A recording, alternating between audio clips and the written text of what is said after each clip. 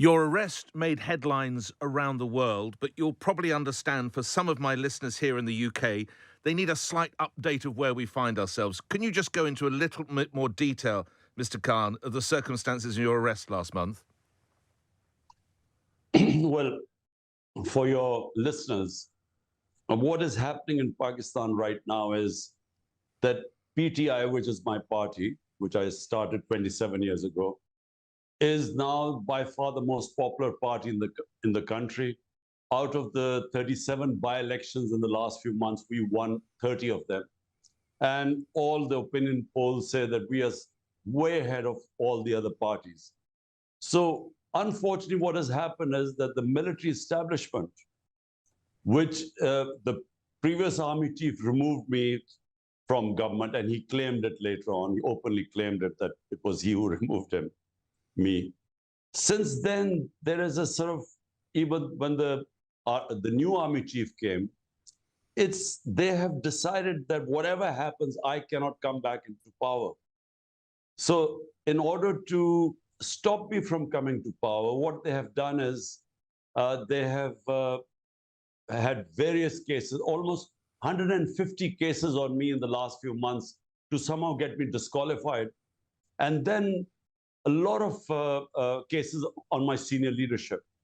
But what happened on that fateful day on 9th of May was that I was on bail. There was no way anyone could arrest me. And I was sitting in the High Court when it was like a commando action. It was not the police, but the army. And I could have just I wasn't going to put up a fight against these commandos. No. So they just barged in, destroyed the room which I was sitting in. They broke the windows, and then they took me as if I was some sort of a criminal, well, worse, even a terrorist. So that created a reaction. So for people listening to this, they remember the time that you successfully led your country. Why the disconnect now between you, your party, and the military? Do you know, I'm not sure. I mean, there are two or three things I think that the army chief, because, army is entrenched in Pakistan. It's ruled directly or indirectly in the last 70 years. So I had a good working relationship. There were things I disagreed with him because I wanted, to bring the powerful mafias under the law. And somehow that's where we differed, because later on, I discovered that he had very good relationship with these political mafias. And so he was not interested. So that's one point of departure we had. And then there were certain foreign policy issues, which was none of his business, because I was the elected prime minister, and foreign policy in consultation with the Foreign Office was my jurisdiction. And so somehow he disagreed with some of my foreign policy decisions, and he decided to change horses. So he then backed who's now the prime minister, who was under trial for billions of rupees of corruption cases. So he backed him, and together they just toppled the government. In one of your most recent tweets, you write, "We are now living in the dark ages. Nazi Germany era law of kin punishment being practiced against PTI, the party you founded in 1996. You go on, in other countries where this barbaric law was imposed, totalitarian states like Stalin's Russia, North Korea, and China during the Cultural Revolution. Is what's happening in Pakistan akin to like the Cultural Revolution or North Korea, Mr. Khan?" It's unprecedented, the crackdown that has been enforced on my political party is just unprecedented. 10,000 of my workers have been put inside. And as we speak, anyone who's a sympathizer or a worker, they break into their houses and they pick them up. But worse, and most of my leadership who's not in prison, or my office bearers who are not in prison, are hiding.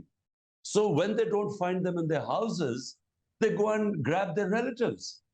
Women, never have women been, there's a respect for women in our country, but never have they been treated like this.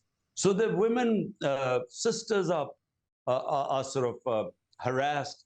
Their husbands, the in-laws are picked up. It's just, it's so draconian. I mean, it really is. We are back to, as I say, the dark ages where we only used to hear these things in Nazi Germany, and where you have collective punishment, where one family member is missing, they would just then pick up the whole family. But this is what's happening here. Well, let's step outside Pakistan and look at global reaction. You'll be aware in the United Kingdom, our Prime Minister Rishi Sunak says of your arrest, quotes, "It's an internal matter for Pakistan."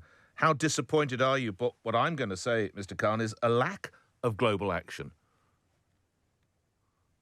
You know, the global action, while the Western countries profess to have what are called the Western values, which is democracy, rule of law, constitutionalism, they are against custodial torture, back fundamental rights of the citizens, human rights, all are being violated in Pakistan right now.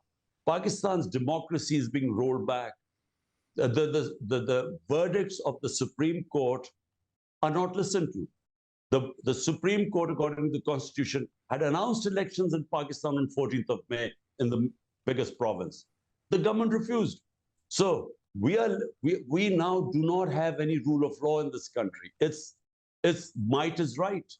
And so when I say, you know, when I say that the Western countries there's no response from them, the reason is that I think the foreign policy of the countries, the ties with the people, the countries they are dealing with, I think that's how they respond. So in China, in Hong Kong, the Uyghurs in China, or in what's happening in Russia, that all gets highlighted of lack of human rights. They'll talk about lack of democracy and so on. But what is happening in Pakistan is just not highlighted, because I think they have a very good relationship with the military here. And what of the United States? No real reaction from President Biden. Would you hope for a change of personnel at the top in the forthcoming US elections? Who would you want to win that, Mr. Khan? Well, look, you know, I'm a firm believer that countries only change from within. You can't change countries from outside. But what should happen is, and I repeat, the professed values of the Western countries, democracy and constitutional and human rights, at least they should speak about this, and they should speak about those violations. At least custodial torture, I mean, it's banned everywhere in the Western world, and yet it's happening in Pakistan. But they've deserted you, Mr. Khan. These leaders have deserted you. You're talking about my leaders or the Western leaders? No, other Western leaders. I'm sorry, Mr. Khan. These Western leaders, well, they're very happy to meet with you when you're in power. You're in need now. Your colleagues are being arrested. It does sound akin to Nazi Germany, and yet there seems total silence from the West, Mr. Khan. Do you know, my experience of international politics, my 3.5 years in power, I mean in government, I realized that, you know, actually, all leaders are very pragmatic. In the end, they've, you know, no matter what principles they profess and whatever democratic values they stand for, in the end, they decide what is good for their country or not. For instance, when Kashmir, in Indian Kashmir, when they took away the statehood of the people of Kashmir, violating the United Nations Security Council resolution, and they took away the statehood, and this clampdown, exactly a crackdown, even much worse than this, took place, where they just completely, there was a curfew. There was hardly, I called up the Western leaders, I was in power then, I called them up. I said, look, at least condemn what's going on. But they didn't, because, you know, India is an ally, and an ally against China. So there was absolutely no response. So I'm quite, you know, I had no expectations really, because I think that they have a good relationship with this current government and the military, because this is basically, it's a military-backed government now, because the moment the military withdraws its support, this government will collapse. We've talked a lot about you and the colleagues in your party How is day-to-day life for the average Pakistan citizen at the moment, Mr. Khan? Allowing, of course, for those terrible floods we witnessed last year, and I understand inflation as well, Mr. Khan.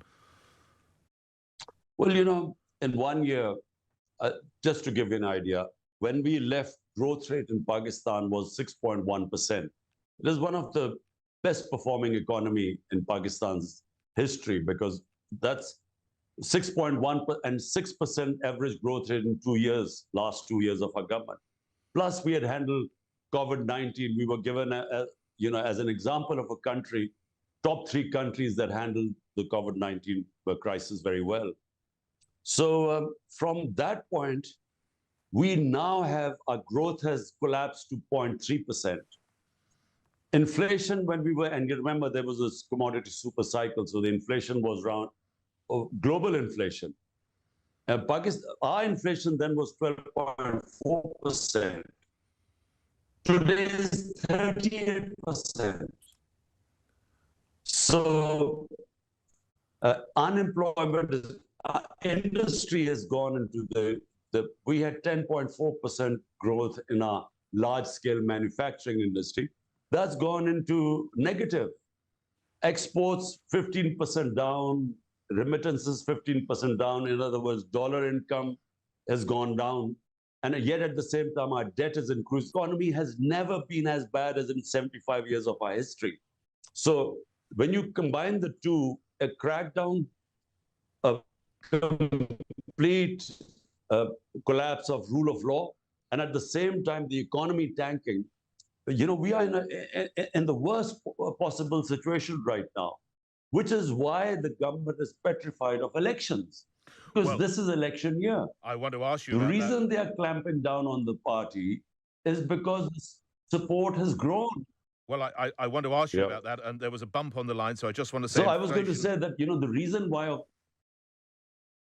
I think there's a slight delay. Sorry, Mr. Khan. Sorry, we'll work through this. I just want to get your point out there that inflation is now running at 38%. I'm going to ask you the question. You say, of course, you are in an election year. Those elections are due in October of this year.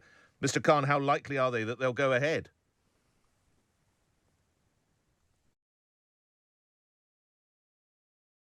In October, if they think that my party is crushed, PTI, the party is crushed, is not enfeebled, is not able to contest elections, and I'm in jail because, as I said, there are 150 cases.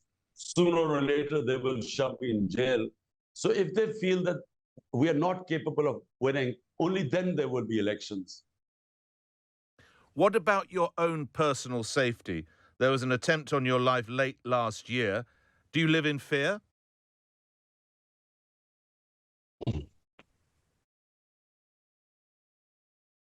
I think we've lost the connection. Well, I mean, I'm conditioned, really. There've been about 3... Can you hear me? Yes, I'm sorry. Go ahead, Mr. Khan. I'll repeat the question. Do you live in... There have been assassination attempts on your life, one as recently as November. Do you live in fear of your life? I have one attempt where I had 3 bullets in my leg on November 3. I escaped another assassination attempt, which was on the 18th of March. I was very lucky, really, to get out alive. And as I said, there's so many cases against me. They've tried to come to arrest me illegally. Once they came to my house, my house was under attack for 24 hours, where my workers, again, like they abducted me from the Supreme Court, from the High Court. So therefore, I mean, I'm mentally prepared that sooner or later they'll put me in jail. One final question, because the line is starting to deteriorate. What keeps you going? What keeps you so resolved, Mr. Khan?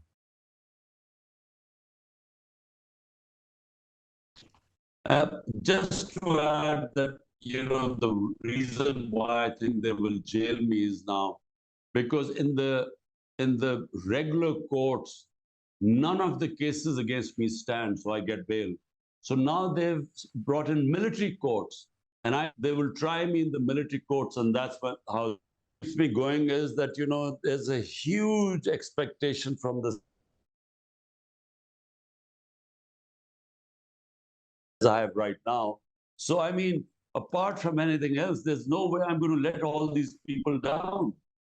Because right now, all my leadership is in jail or hiding. All workers are hiding. I'm the only one out right now. And I'm not allowed. If you can hear me, it's been a privilege speaking with you, Mr. Khan. I fear we've lost the line, but thank you if you can hear me. Thank you very much. I think he's gone. Oh, he's coming back. Sorry. Mr. Khan, can Sorry, did you hear me? Okay, let's try that last question one last time. Sorry, just to make sure, sir. Can you hear me, Mr. Khan? Yes. Okay. Yes. So the final question. Yes, here we go. I know you're busy. Here we go. 3, 2, 1. What keeps you going, Imran Khan? What is your personal determination or resolution to fight against everything that appears to be being thrown at you?